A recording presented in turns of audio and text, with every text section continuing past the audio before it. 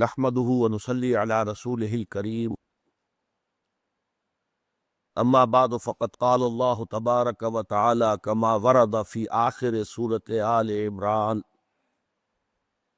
اعوذ بالله من الشيطان الرجيم بسم الله الرحمن الرحيم ان في خلق السماوات والارض واختلاف الليل والنهار لآيات لأولي الألباب الذين يذكرون الله قياما وقعودا وعلى جنوبهم ويتفكرون في خلق السماوات والأرض ربنا ما خلقت هذا باطلا سبحانك فقنا عذاب النار ربنا إنك من تدخل النار فقد أخزيته وما للظالمين من أنصار ربنا إننا سمعنا مناديا ينادي للإيمان أن آمنوا بربكم فآمنا ربنا فاغفر لنا ذنوبنا وكفر عنا سيئاتنا وتوفنا مع الأبرار ربنا وآتنا ما وعدتنا على رسلك ولا تخزنا يوم القيامة إنك لا تخلف الميعاد فاستجاب لهم ربهم أني لا أضيع عمل عامل منكم من ذكر أو أنثى بعضكم من بعض فالذين هاجروا وأخرجوا من ديارهم وأوذوا في سبيلي وقاتلوا وقتلوا لأكفرن عنهم سيئاتهم ولأدخلنهم جنات تجري من تحتها الأنهار ثوابا من عند الله والله عنده حسن الثواب صدق الله العظيم رب اشرح لي صدري ويسر لي امري واحلل عقدة من لساني يفقهوا قولي اللهم ربنا الهمنا رشدنا واعذنا من شرور انفسنا اللهم ارنا الحق حقا وارزقنا اتباعه وارنا الباطل باطلا وارزقنا اجتنابه آمین یا رب العالمین۔ مطالعہ قرآن حکیم کے جس منتخب نصاب کا سلسلے وار درس ان مجالس میں ہو رہا ہے، اس کا پہلا حصہ 4 جامع اسباق پر مشتمل تھا، جن میں سے ہر ایک میں انسان کی کامیابی، فوز و فلاح یا نجات کے جو لوازم ہے ان کا ذکر جامعیت کے ساتھ آیا۔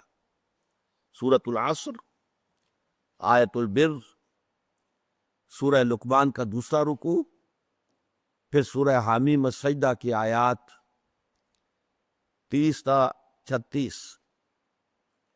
اس کے بعد دوسرا حصہ شروع ہوا جو ایمانیات کی بحث پر مشتمل ہے۔ اس میں پہلا درس سورہ فاتحہ پر مشتمل تھا، اب دوسرا درس ہے کہ جو سورہ آل عمران کے آخری رکوع کی ان 6 آیات پر مشتمل ہے۔ اس سبق کا اصل موضوع ہے ایمان کی اصل ماہیت اور حقیقت، اور ایمان کی سنتھیسس کیا ہے، کس طور سے ایمان وجود میں آتا ہے، اس کے اجزاء ترکیبی کیا ہے، کس طریقے سے وہ درجہ بدرجہ ترقی کرتے ہوئے ایمان محکم کی شکل اختیار کرتے ہیں۔ اس ضمن میں ان آیات کا جو خصوصی مقام ہے قرآن حکیم میں، اس کے لیے میں چاہتا ہوں کہ آپ کو اس کے شان نزول کے ضمن میں بھی ایک بہت اہم روایت ہے، اور پھر حضور کے معمولات میں ان آیات کا جو مقام تھا وہ بھی آپ کو بتاؤں۔ لیکن سب سے پہلے ایک اصول نوٹ کر لیجئے، کیونکہ ہم قرآن حکیم کی طویل صورتوں میں پہلی مرتبہ اس کے آخری حصے کا مطالعہ کر رہے ہیں، تو نوٹ کر لیجئے کہ قرآن حکیم کی جو طویل صورتیں ہیں، اب ایک تو وہ چھوٹی صورتیں ہیں، سورۃ العصر ہے، سورۃ النصر ہے، اب ان کا کیا ابتدا اور کیا اختتام، 3 آیات پر مشتمل ہے۔ لیکن جو لمبی صورتیں ہیں ان کا ایک قاعدہ یہ ہے، اصول یہ ہے کہ ان کی ابتدائی آیات جنہیں فواتح کہتے ہیں، فواتح سور، اور آخری آیات خواتیم سور وہ نہایت جامع ہوتی، کیونکہ قرآن مجید کا اسلوب جو ہے وہ ہے خطبے کا، اور خطبے کا یہ سمجھ لیجئے کہ خاصہ ہے۔ کوئی کامیاب خطیب جب خطبہ دیتا ہے تو ایک تو اس کے آغاز کی بڑی اہمیت ہوتی ہے، وہ آغاز ایسا شاندار ہونا چاہیے کہ وہ سامعین کی توجہ کو فوراً اپنی طرف مبذول کر لے، اور پھر یہ کہ اگرچہ خطبے کے دوران وہ بہت سی باتیں کہے گا، مشرق و مغرب کی طرف بھی جائے گا، اس کے اندر یقیناً بہت سی چیزیں جو ہے اضافی بھی شامل ہوگی، بڑھا بھی دیتے ہیں کچھ زیب داستاں کے لیے، لیکن پھر آخر میں آ کر نہایت جامع انداز میں اگر وہ اپنے اصل مدعا کو بیان نہ کر سکے کہ وہ لاسٹنگ امپریشن رہے سننے والوں پر، کہ جب جائے تو ان کے ذہنوں پر وہ آخری تاثر موجود ہو، وہ جامع تصویر، تو ظاہر بات ہے کہ وہ خطبہ پھر کامیاب نہیں کہلائے گا۔ اسی طرح کا معاملہ ہے قرآن مجید کی جو طویل صورتیں ہیں، ان کی ابتدائی آیات نہایت جامع، بہت پروفاؤنڈ، اسی طرح آخری آیات، اس کی ایک بہت ہی نمایاں مثال جو ہے یہ سورہ آل عمران کی آخری آیات ہے۔ اس کے ضمن میں جو شان نزول کی روایت ہے یہ حضرت عطا ابن ابی رباح سے مروی ہے، اور یہ مختلف جو احادیث کی کتب ہیں ان میں مروی ہے، ان میں موجود ہے، ابن مردویہ میں، عبد ابن حبید میں۔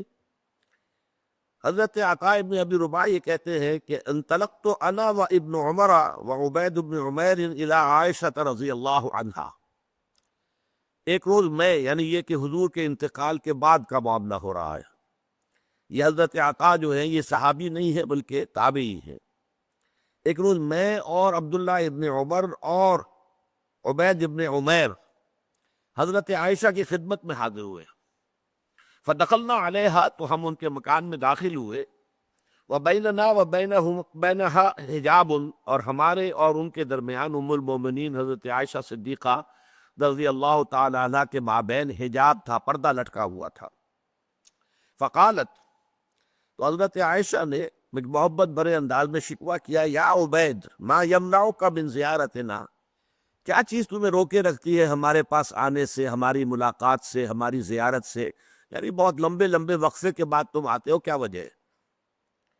قال قول الشاعر زر غبا تزدد حبا، تو انہوں نے جواب دیا کہ وہ جو شاعر نے کہا ہے کہ جب تم اپنے جو دوست ہیں ان سے ملنے کے لیے یا اپنے کرم فرماؤں سے ملنے کے لیے وقفے وقفے سے جاؤ گے تو اس سے محبت بڑھے گی، متواتر جاتے رہو گے تو اس میں کمی آئے گی۔ تو یہ گویا کہ انہوں نے ایک عذر کے طور پر اپنی بات پیش کی۔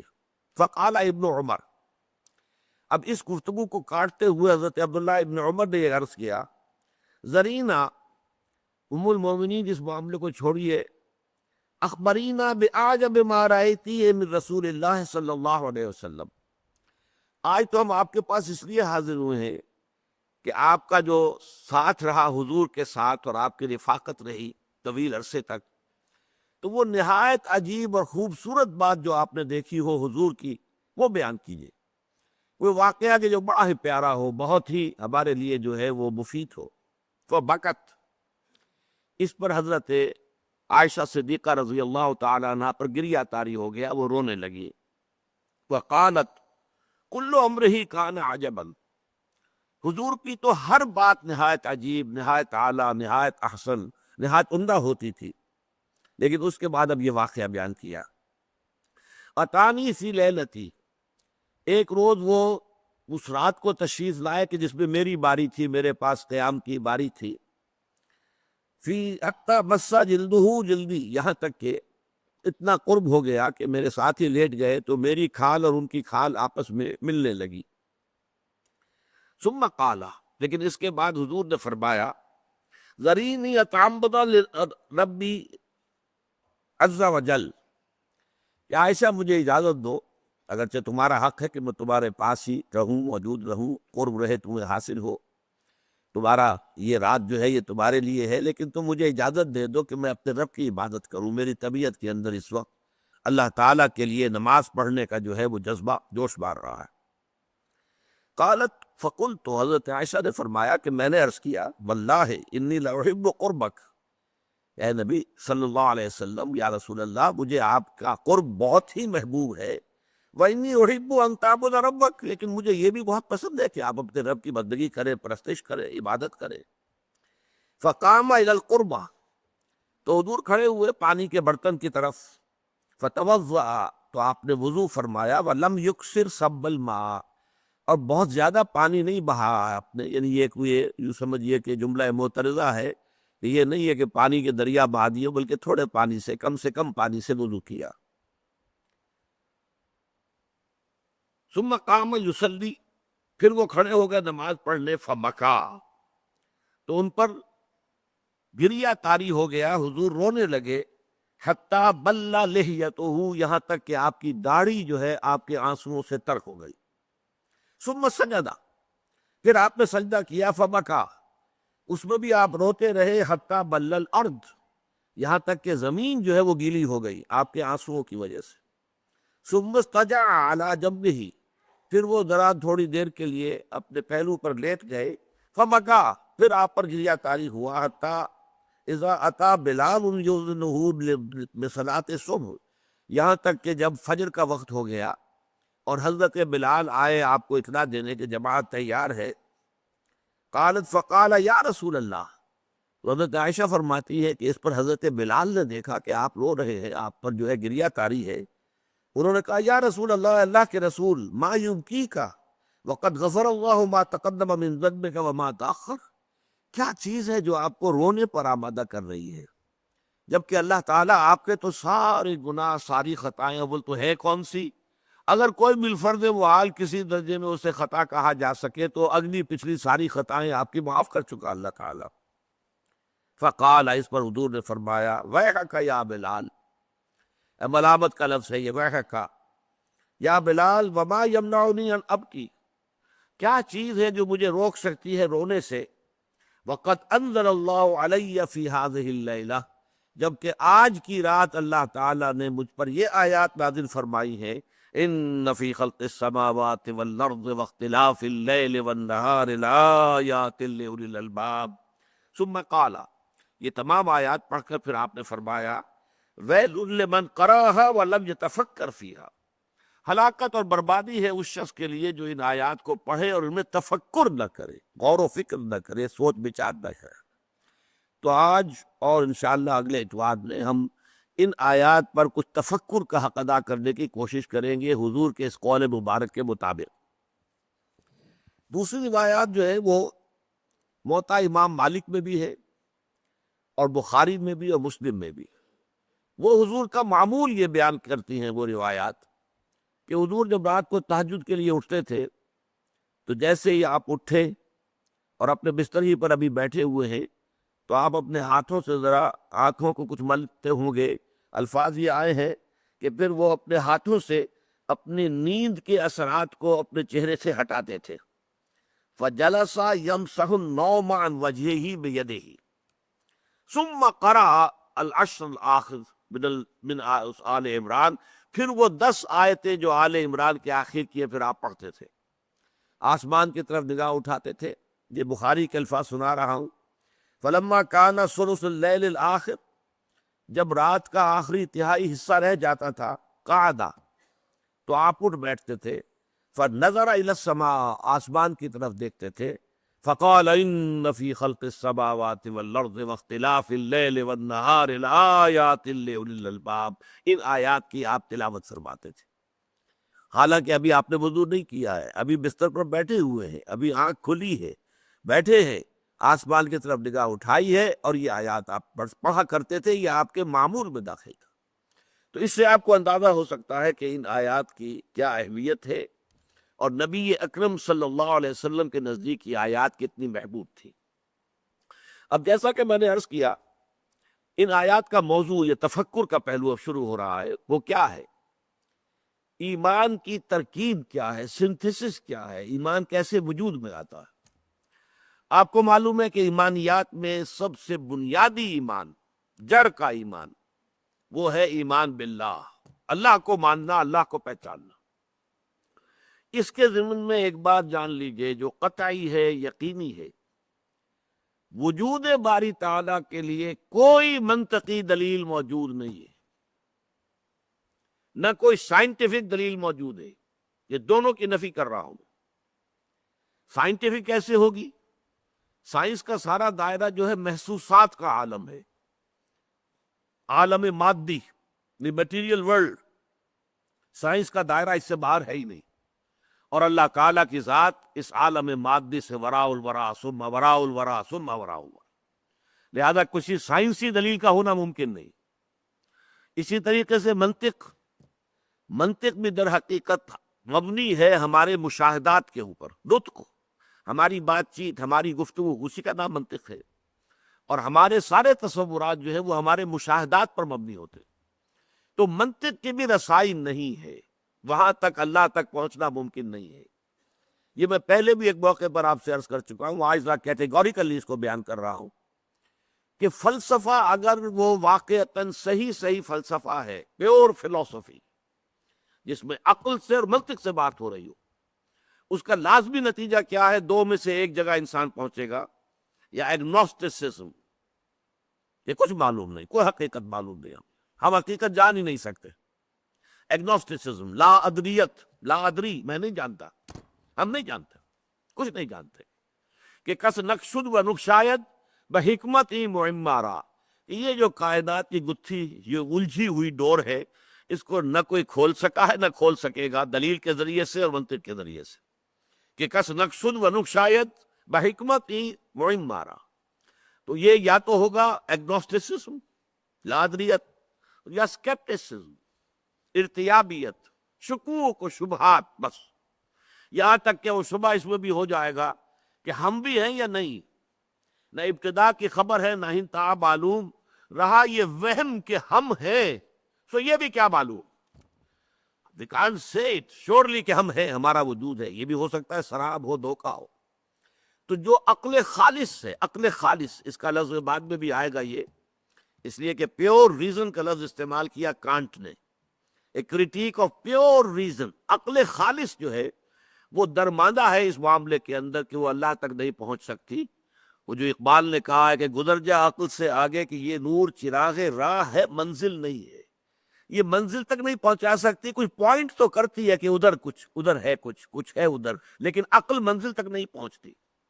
یہ عقل جو ہے، عقل وہ آستان سے دور نہیں، اس کی قسمت میں پر حضور نہیں، یہ وہاں تک پہنچتی نہیں ہے، پہنچ نہیں سکتی ہے. تو عقل خالص جو ہے، پیور فلسفی، میں نے عرض کیا، یا وہ لا ادریت کو جنم دیتی ہے اور یا وہ ارتیابیت کو جنم دیتی ہے، یا اسکیپٹسزم یا ایگنوسٹسزم. اللہ تعالیٰ کے وجود کے لیے ارسطو کے زمانے سے، ارسطو جو ہے حضرت عیسیٰ سے بھی کئی سو برس پہلے کی شخصیت ہے. منطق دنیا میں جو مانی جا رہی ہے وہ ارسطو سے شروع ہوتی ہے، جو مغربی منطق ہے. اگرچہ انڈیا میں منطق اس سے بھی پہلے موجود تھی اور بہت زیادہ ڈیولپ تھی، ہندوستان کی منطق. لیکن چونکہ بعد میں تو اب یہ جو دور ہمارا ہے، اس میں تو ہر چیز جو ہے وہ مغرب کی ہے، اس کی چھاپ پڑی ہوئی ہے، مغرب کا روب ہے. فلسفہ ہے تو مغرب کا، سائنس ہے تو مغرب کی. تو مغرب کا جو فلسفہ ہے اس میں منطق کا آغاز ہوا ہے ارسطو سے. ارسطو کے زمانے سے اللہ تعالیٰ کے وجود کے ثبوت کے لیے 3 دلیلیں پیش کی جاتی رہی. علامہ اقبال نے اس کا ذکر کیا ہے کہ عرض کے کانٹ نے، ایمینوئل کانٹ جو ہے وہ جدید فلسفہ میں بہت اہم مقام کا حامل ہے، ایک لینڈ مارک ہے. اس نے ان 3 دلیلوں کو کاٹ کر رکھ دیا کہ ان میں سے کوئی دلیل بھی منطق کے ترازو میں پوری نہیں اترتی، بلکہ منطق کو کاٹتی ہے. ان الحدید بالحدید یفلح، لوہا لوہے کو کاٹتا ہے، اسی طرح منطق کو کاٹ دیتی ہے. تو یہ دلائل کیا تھے؟ دلیل انی، اذعانی طور پر، افی اللہ شک فاطر السماوات والارض، کیا اللہ کے بارے میں بھی کوئی شک ہو سکتا ہے جو آسمان اور زمین کا خالق ہے؟ اب یہ ایک ذرا زور تو ہے، خطیبانہ انداز ہے، پر زوردار انداز کے اندر دلیل کہاں ہے؟ اس میں دلیل تو نہیں ہے، منطقی طور پہ کوئی دلیل نہیں.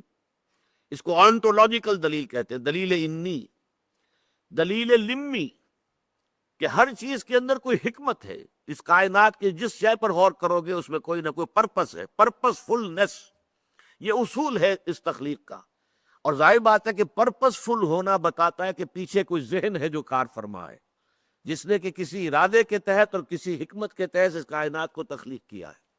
یہ جو ہے ٹیلیولوجیکل آرگومنٹ کہلاتا ہے.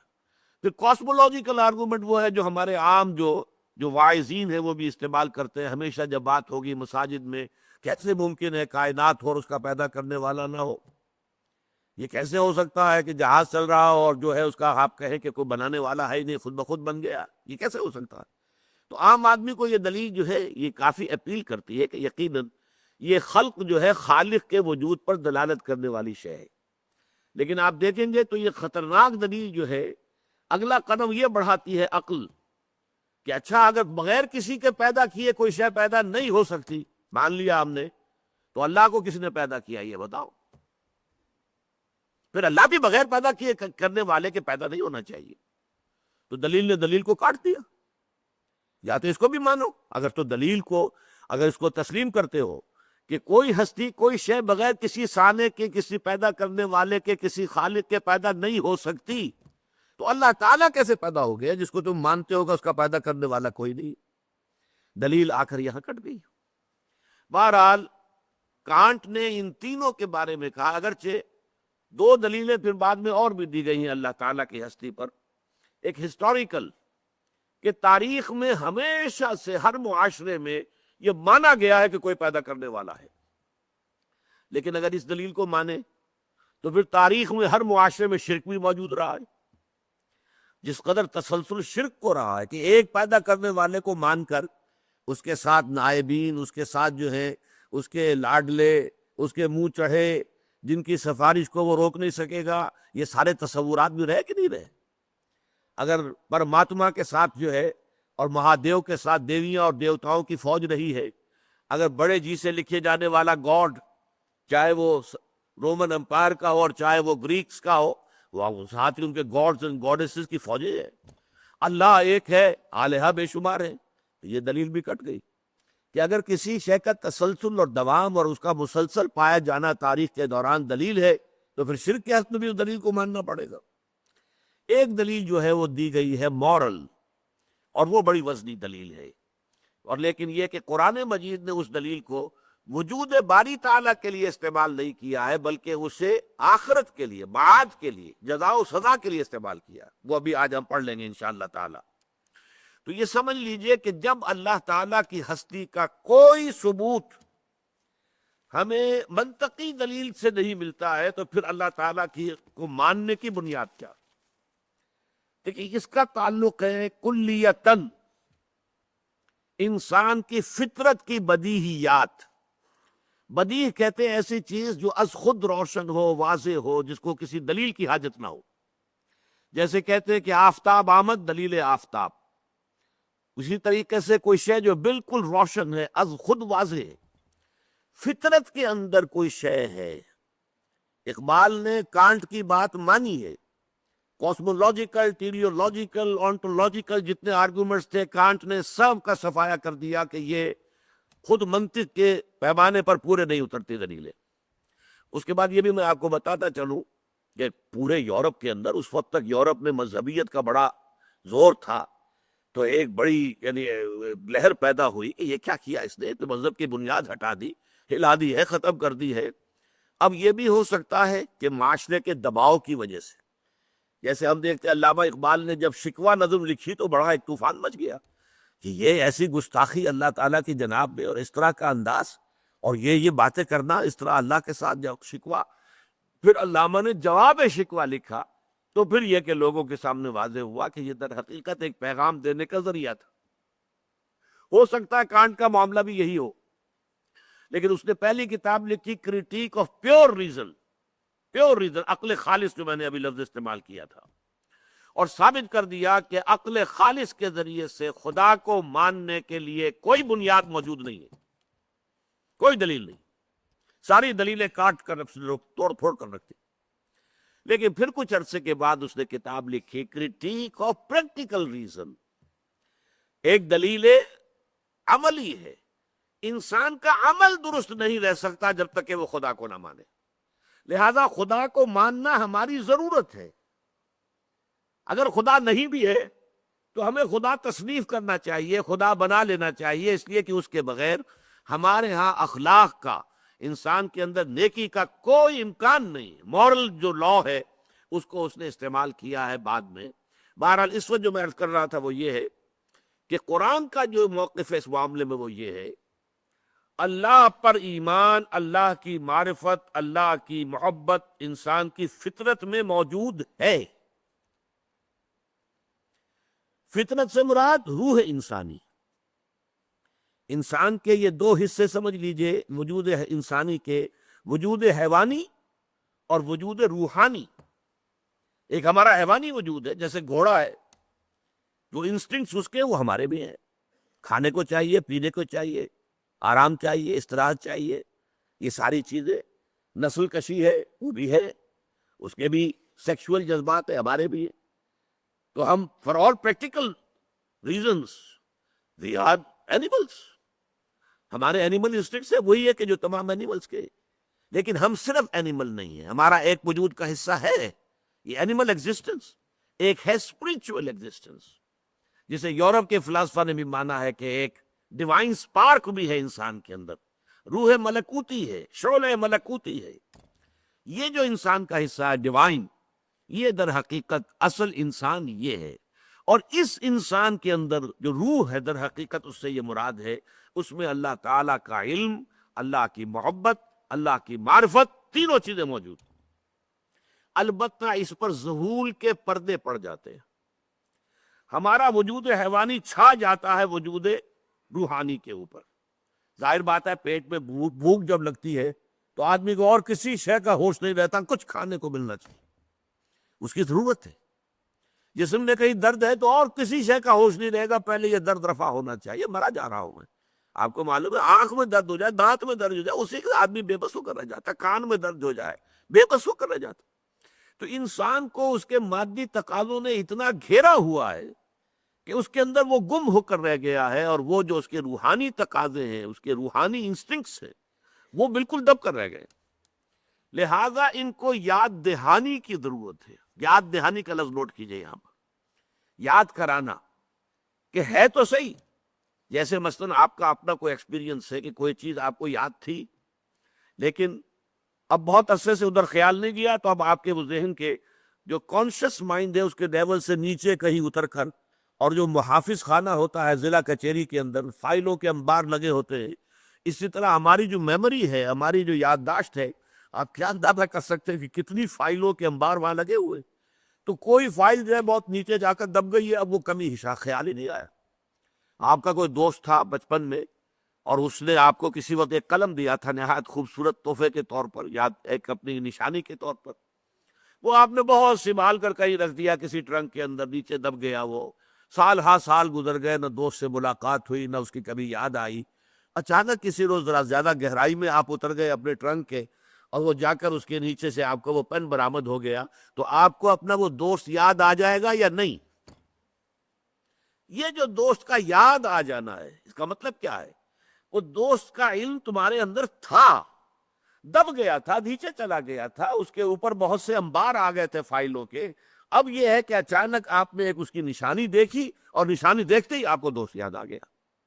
بس یہی فینومینن ہے اللہ پر ایمان کا، اس کائنات کا ذرہ ذرہ اللہ کی نشانی ہے، یہ اس کی مخلوق ہے، اور مخلوق کے اندر اللہ کی تمام صفات منعکس ہیں۔ یہ کائنات بتا رہی ہے کہ وہ علی کل شیء قدیر ہے، کتنی عظیم کائنات اس نے بنائی ہے، ذرا غور تو کیجئے۔ لہذا اس کی عظمت، اس کی قدرت، علی کل شیء قدیر، اس کو جاننے کے لیے اس کائنات سے بڑھ کر کون سی کتاب ہوگی؟ اسے آپ کتاب فطرت کہیے۔ کھول آنکھ، زمین دیکھ، فلک دیکھ، فضا دیکھ۔ افلا ينظرون الى الابل كيف خلقت والى السماء كيف رفعت والى الجبال كيف نصبت والى الارض كيف سطحت فذکر انما انت مذکر۔ دیکھیے پیارا انداز ہے، یہ دیکھتے نہیں پہاڑوں کو کیسے جما دیے گئے، اونٹ کو کیسے اس کی خلقت ہے جو اس کے ماحول کے ساتھ کس قدر مناسبت رکھنے والی ہے، زمین کو نہیں دیکھتے کیسے بچھا دی گئی ہے، آسمان کو نہیں دیکھتے کیسے اٹھا دیا گیا ہے۔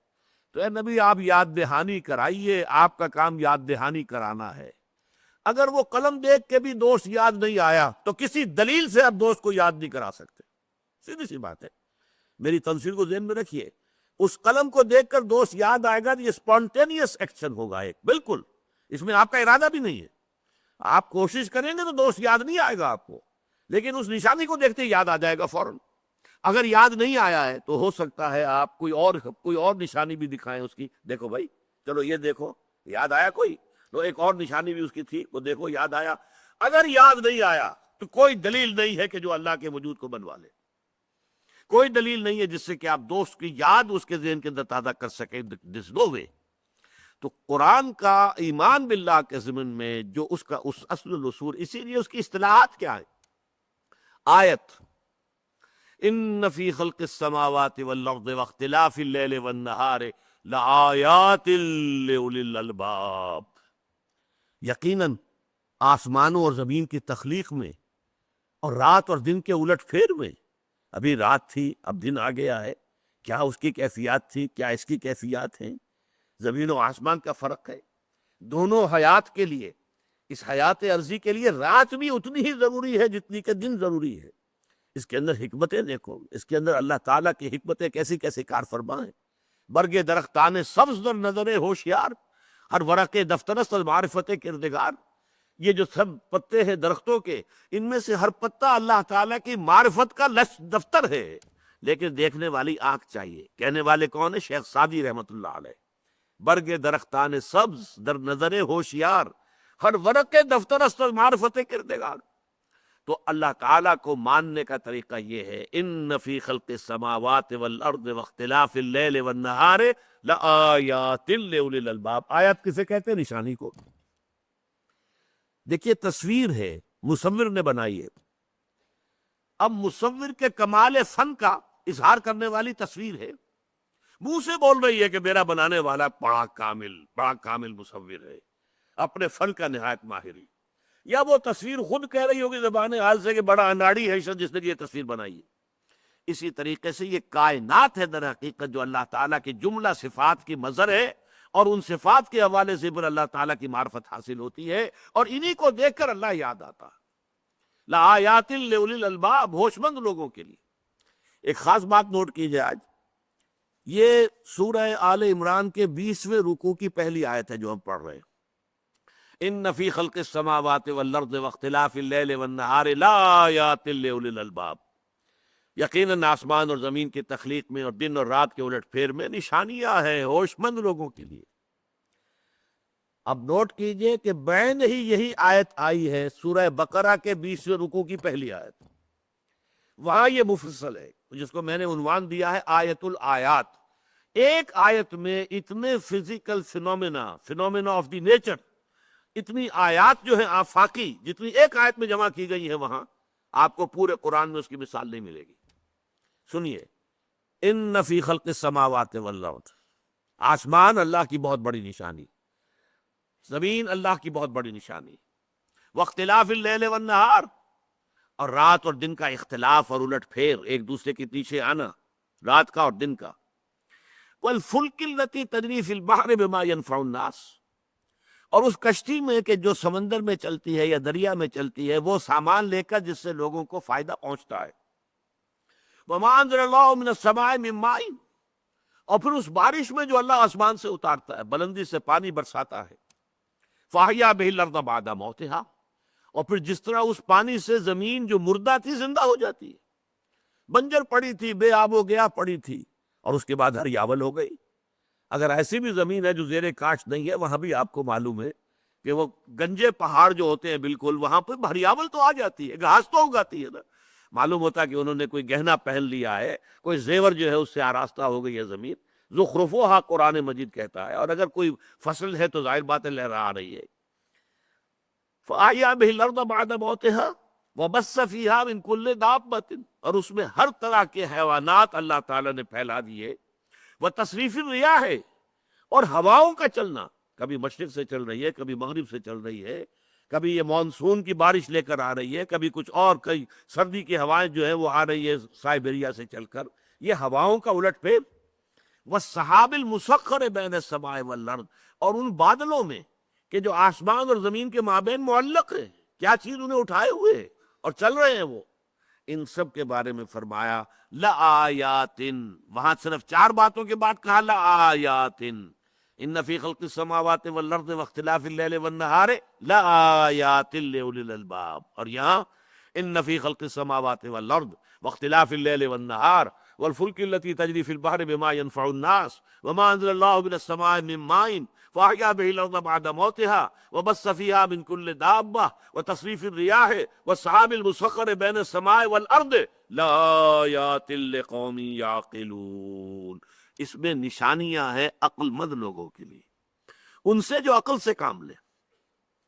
ایک وہ لوگ ہیں کہ جن کی عقل جو ہے صرف practical worldly wisdom, worldly wise, بس اپنی معاش، اپنا دھندا، اپنا کاروبار، ساری عقل جو ہے اسی کے اندر کھپ گئی، ختم ہوئی۔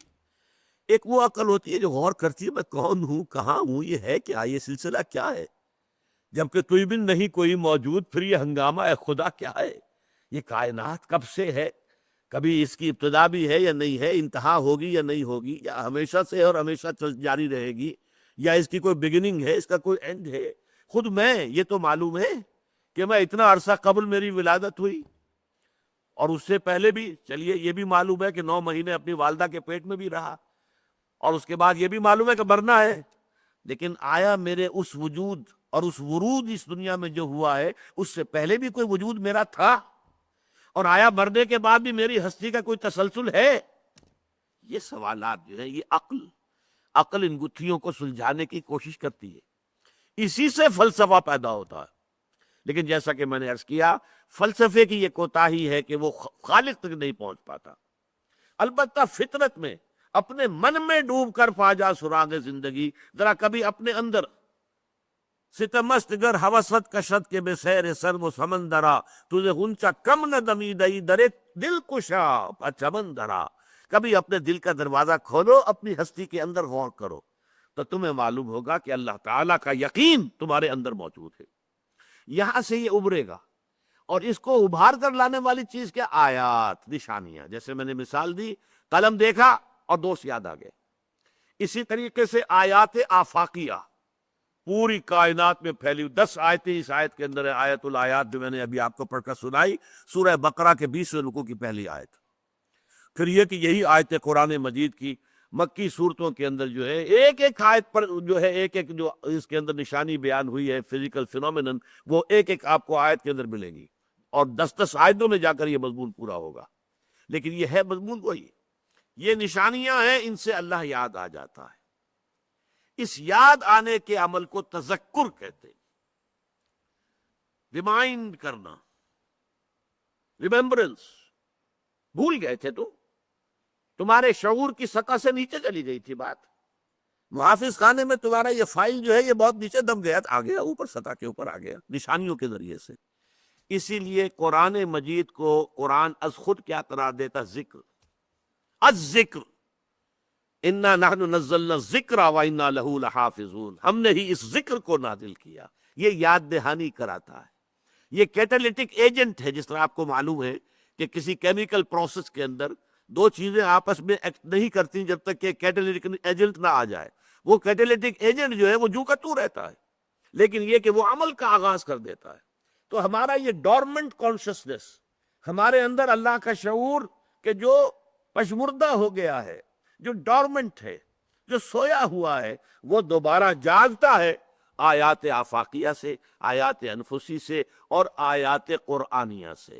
قرآن مجید پڑھو گے، اندر ایک تھرل محسوس کرو گے، معلوم ہوگا کہ کوئی سمپیتھیٹک وائبریشن ہو رہی ہے، کوئی چیز اندر آپ کے اندر جو ہے وہ آپ گواہی دے رہی ہے کہ ہاں یہ بالکل حق ہے واقعتاً۔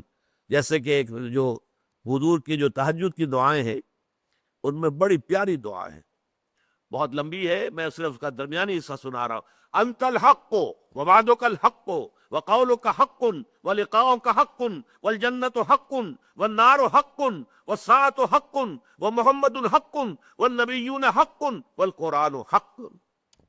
یہ دعا، اے اللہ تو حق ہے، تیرا قول حق ہے، تیرا فرمان حق ہے، تیرے وعدے حق ہیں، تیری کتاب حق ہے، تیرے نبی حق ہیں۔ تو سب سے پہلے انت الحق، الحق اللہ تعالیٰ کی ذات ہے، لیکن اس کے لیے دلیل منطقی نہیں، دلیل سائنٹیفک نہیں، وہ آپ کے اپنے اندر ہے، جاگے گا آپ کا اندر، آپ کا اپنا وجود، آپ کے اندر باتھ روم کے اندر کوئی شے جاگے گی، شعور جو ہے وہ آپ کے شعور کی سطح پر اللہ تعالیٰ کا علم اور اللہ کی معرفت آ جائے گی۔ یہ ہے قرآن مجید کا اسلوب ایمان باللہ کے سلسلے میں۔ باقی فلسفے کے بارے میں میرے پاس پرانے نوٹس ہیں، ان میں سے کانٹ کا نے بھی جو بعد میں جیسا کہ میں نے عرض کیا کہ اللہ تعالیٰ پر ایمان کے لیے مورل آرگومنٹ بعد میں یوز کیا ہے، وہ بعد میں آئے گا ہماری بحث کے اندر انشاءاللہ۔ لیکن اپیئرنس اینڈ ریئلٹی، یہ بڑی ایک مارکت الارا کتاب ہے بریڈلے کی، یہ برٹش فلاسفر تھا، بہت ہی اونچے معیار کا۔ اس نے فلسفہ کے بارے میں بڑی پیاری بات کہی ہے، philosophy is the name of finding bad reasons for what we believe on instincts۔ یہ بات ایمان باللہ کے ضمن میں اللہ کے قرآن کے اسلوب پر 100% راستہ کی۔ اللہ کا یقین ہمارے اندر ہے، ہمارے وجود میں پیوست ہے، ہماری روح کے اندر ہے، صرف پردے پڑ گئے ظہول کے۔ ہم چونکہ بہت، جس کو اقبال نے کہا ہے کہ کافر کی یہ پہچان کہ آفاق میں گم ہے، اور مومن کی یہ پہچان کہ گم اس میں ہے آفاق۔ جب انسان آفاق کے اندر، اس میٹیریل ورلڈ کے اندر اپنی ضرورتیں یا تعیشات، ضرورت سے آگے بڑھ کر معاملہ چلتا ہے، تو پھر یہ ہے کہ کچھ اور چیزیں ہونی چاہیے، کچھ اور ہونا چاہیے، حل من مزید ہے۔ یہ جو جوڑ الارض ہے یہ ختم نہیں ہوتی، الہاکم التکاثر حتی زرتم المقابر، یہ زیادہ سے زیادہ حاصل کر لینے کی جو تمہاری طلب ہے یہ ختم نہیں ہوتی، تمہیں غافل کیے رکھتی ہے یہاں تک کہ تم قبروں تک جا پہنچتے ہو۔ آپ دیکھتے بڑے میاں جو ہے وہ صاف نظر آ رہا ہے کہ قبر میں پاؤں لٹکائے بیٹھے ہوئے ہیں، لیکن حوث ختم نہیں ہوتی، لالچ ختم نہیں ہوتا۔ اس کے بعد بھی حالانکہ یہ معلوم ہو کہ 10 پشتوں تک کے کھانے کے لیے سامان موجود ہے بڑے میاں کے پاس، لیکن پھر بھی اس کے اندر مزید لالچ، حل بن مزید، اس کی بات ختم نہیں ہوتی۔ لہذا جو لوگ اس میں گم رہیں گے انہیں تو ظاہر بات ہے کہ اللہ تعالیٰ کا خیال نہیں آئے گا، اور آپ کسی دلیل سے اللہ منوا نہیں سکیں گے ان سے۔ البتہ ایک ہے ماننا صرف تقلیدی انداز میں، ہم مسلمان ہیں، ہم مانتے ہیں اللہ کو، یہ اور بات ہے۔ ایک یہ کہ آپ دل سے مانتے ہوں، یقین کے ساتھ مانتے ہوں، آپ کے دل میں اس پر یقین قائم ہو چکا ہو، یہ بالکل شے دیگر ہے۔ ایک ہے وراثتی ایمان، موروثی ایمان، ہمارا ایک ریشیل کریڈ ہے، ہم مسلمان پیدا ہوئے، اللہ، رسول، آخرت، جنت، دوزخ، یہ نام ہم نے بچپن سے سیکھ لیے، اور وہ چونکہ اب ہم مسلمان ہیں تو ہم ان باتوں کو مانتے ہیں۔ یہ بالکل اور شے ہے، یہ ڈوگما ہے، یہ تو ہمارے عقائد ہیں۔ ایمان جسے کہتے ہیں کہ اللہ کی ہستی پر ایمان، اور جس کا سب سے بڑا مظہر کیا ہوگا، میں نے ابھی جو آپ کو سورہ بقرہ کی 20ویں رکوع کی آیت سنائی ہے، پہلی آیت، اگلی آیت میں کیا ہے؟ وَالَّذِينَ آمَنُوا أَشَدُّ حُبًّا لِلَّهِ۔ جو لوگ ان آیات آسمانی، آیات سماوی، آیات ارضی، آیات انفسی، آیات قرآنی کے ذریعے سے اللہ کو پہچان لیتے ہیں، پھر ان کی محبوب ترین ہستی اللہ ہوتا ہے۔ اشد حبا للہ، ان کی محبتیں پھر مرکوز ہو جاتی ہیں، محبتیں ہیں، اولاد کی بھی ہے، ملک کی بھی ہے، وطن کی بھی، یہ سب تابع رہ جائیں گی۔ ان تمام محبتوں پر سب سے اونچی محبت اشد حبا للہ، یہ ہے اصل ایمان۔ جب تک کہ انسان کی زندگی میں محبوب ترین ہستی اللہ نہ ہو جائے، حقیقت ایمان سے اسے کچھ حاصل نہیں ہے۔